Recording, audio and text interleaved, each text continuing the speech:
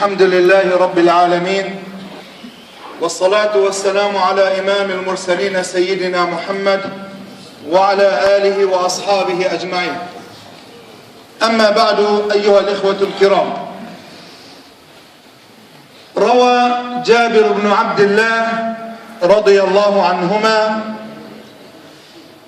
حديثا عن رسول الله صلى الله عليه وسلم، وقد روي هذا الحديث بأكثر من طريق، حتى قال عنه علماء الحديث أنه قد تواتر تواترا معنويا. هذا الحديث أيها الإخوة يدور حول قصة حنين جذع النخلة إلى رسول الله صلى الله عليه وسلم، لما كان رسول الله صلى الله عليه وسلم يقف عند هذا الجذع يخطب الناس، حيث قال جابر: كان رسول الله صلى الله عليه وسلم يخطب إلى جذع نخلة، فقالت امرأة من الأنصار وكان لها غلام نجار، قالت: يا رسول الله، إن لي غلاما نجارا، أفآمره أن يتخذ لك منبرا تخطب عليه؟ فقال عليه الصلاة والسلام: بلى. فاتخذ له منبرا، فلما كان يوم الجمعة حيث خطب رسول الله صلى الله عليه وسلم على المنبر الجديد، مر عليه الصلاة والسلام وهو متوجه نحو المنبر، مر بجذع النخلة الذي كان يقف عنده عند خطبته، فلما رأى جذع النخلة رسول الله صلى الله عليه وسلم يتركه ويذهب إلى المنبر الجديد،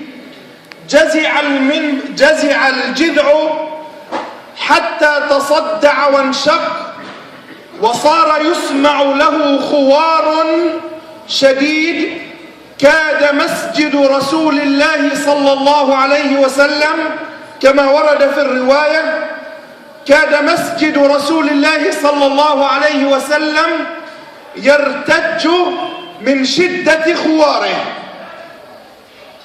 فنزل عليه الصلاة والسلام من على منبره وتوجه نحو جذع النخلة هذا، ومسح عليه بيديه وأخذ يسكنه حتى سكن الجذع وتوقف عن البكاء،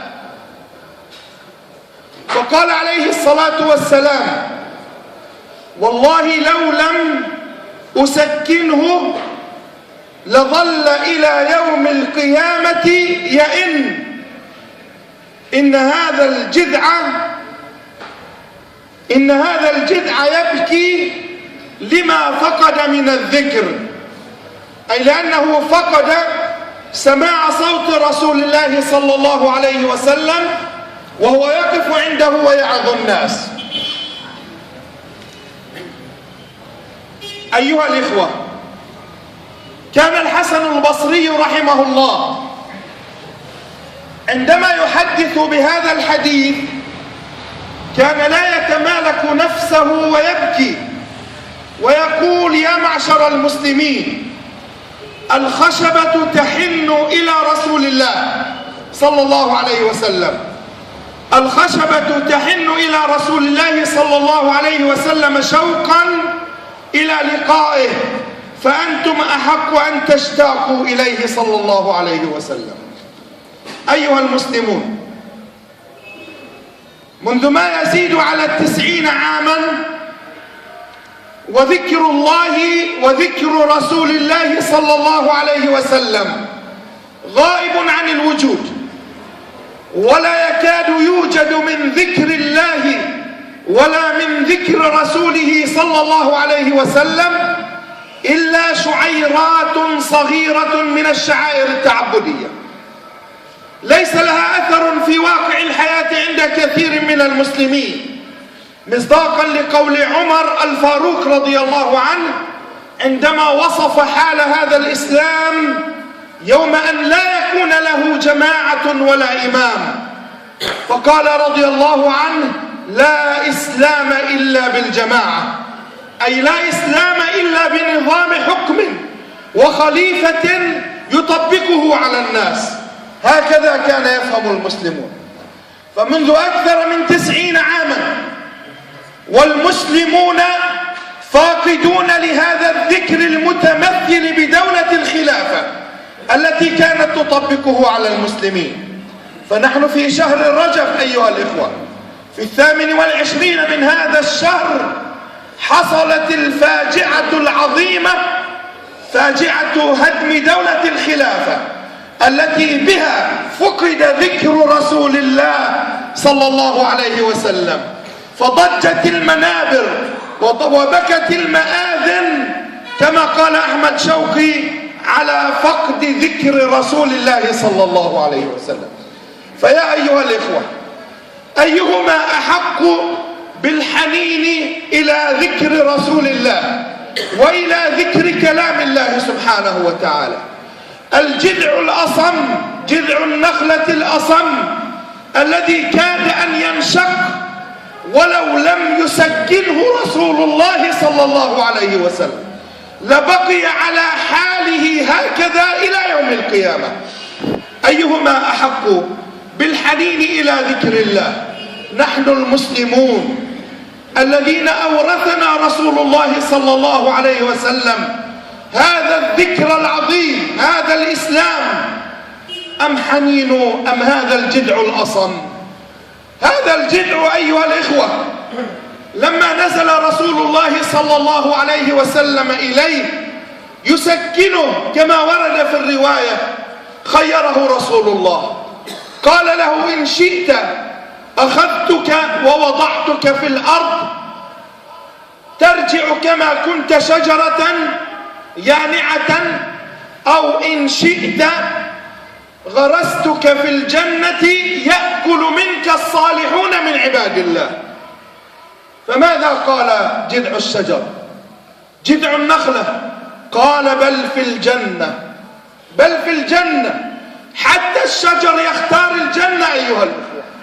ورسول الله صلى الله عليه وسلم عندما بايع الأنصار بيعة العقبة الثانية لإقامة أول دولة إسلامية يقام فيها ذكر الله وذكر رسوله، ماذا قالوا له؟ ما لنا يا رسول الله إن نحن وفينا؟ قال: لكم الجنة. الجذع اختار الجنة، والأنصار اختاروا لقاء نصرتهم لهذا الدين، اختاروا الجنة. فماذا تختارون أنتم؟ اليوم معقد الأمل على الله ثم على العاملين الصادقين لإعادة دين الله. دين الله سيعود إلى الوجود من جديد، متمثلا بدولة الخلافة التي تعيد ذكر الله وذكر رسوله. ولكن هذا الأمر يحتاج إلى رجال أتقياء أنقياء. فهل نكون نحن وأنتم في هذا الزمن ورثة هذا الشرف العظيم أيها المسلمون؟ أسأل الله أن يجعلنا وإياكم ممن يستمعون القول فيتبعون أحسنه، وأن نكون ممن يستعملنا لهذا الشرف العظيم فيكرمنا ربنا قريبا بإقامة دولة الخلافة، وما ذلك على الله بعزيز. أقول قولي هذا وأستغفر الله لي ولكم إنه هو الغفور الرحيم.